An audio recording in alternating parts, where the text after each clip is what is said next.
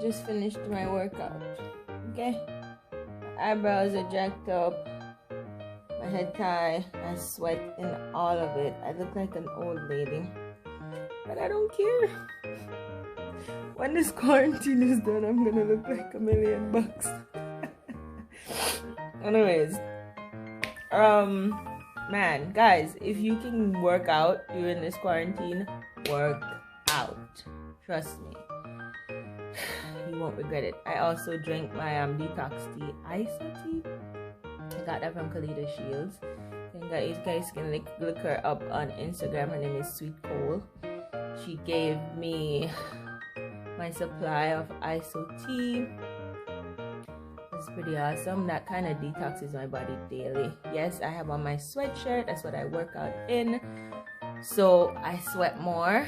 So yeah, so my workout was good. I had a Zoom meeting with my cousins this morning to work out. So that was fun. I wrapped my head up so that it can sweat. And it certainly did. My back, everything sweat. So I'm like sitting on my little workout ball now. Like I can't even sit on my office.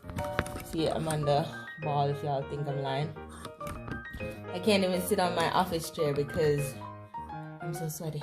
But okay, it was good. Anywho, yesterday's question was from one of the Beatitudes, and it spoke about blessed are those who are persecuted for the sake of righteousness. So Sanni got that correctly. Good job. And she also said that a person who got persecuted in the church was Paul.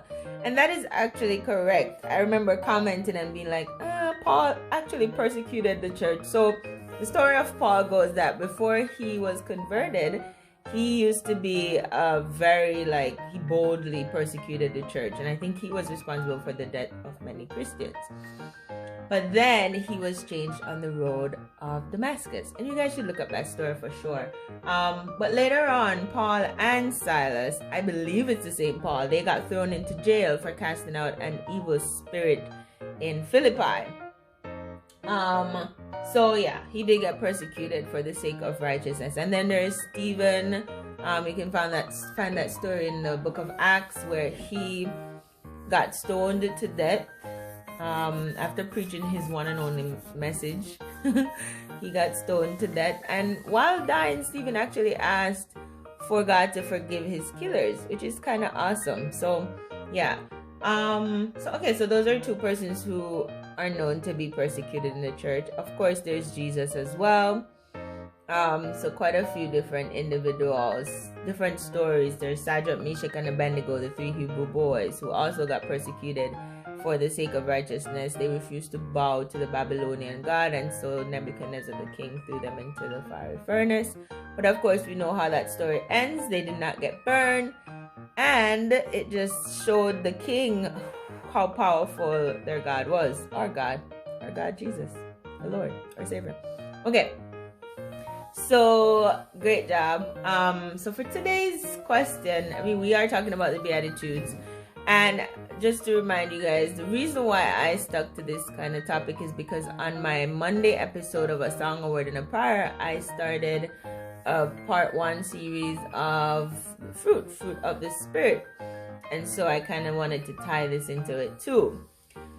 So it speaks about those who are poor in spirit in the Beatitudes. And I wanted to know, what does poor in spirit mean? Does anybody even know what that means? Or does it mean blessed are those who are poor in spirit?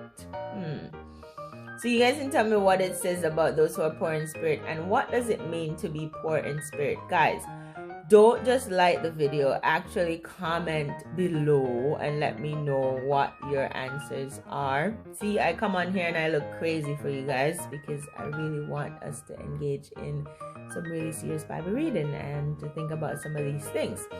So definitely look that up and tell me, what does it mean to be poor in spirit, or what do you think it means to be poor in spirit?